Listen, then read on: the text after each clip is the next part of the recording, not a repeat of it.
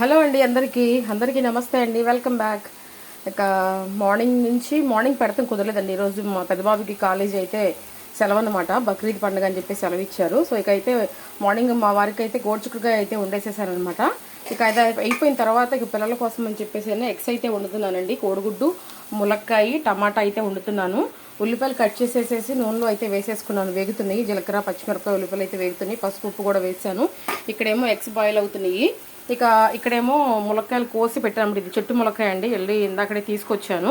ఇవేమో టమాటాలు అనమాట, ఒక 1/2 కిలో టమాటాలు అనమాట ఇవి.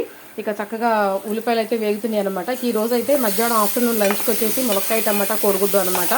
ఇక మేము తిన్న తర్వాత మిగిలితే సాయంత్రానికి కూడా ఇదే సరిపెట్టేస్తానండి. ఎందుకంటే ఈరోజు 2 కర్రీస్ అయిపోయినాయి అనమాట. ఎలాగో గోడ్చిక్కుడుకాయ కర్రీ కూడా ఉందన్నమాట. ఇది మార్నింగ్ చేశాను మా వారికి. ఇది కూడా కొంచెం ఉందన్నమాట. సరిపోతే ఇక సాయంత్రానికి ఈ 2 కర్రీస్ ఉంటే కనుక సరిపెట్టేస్తాను. సో ఇక ఇదండి ఈరోజు లంచ్కి. నైట్ డిన్నర్ కూడా ఇదే అవ్వచ్చు. ఓకేనా? బాయ్ అందరికీ.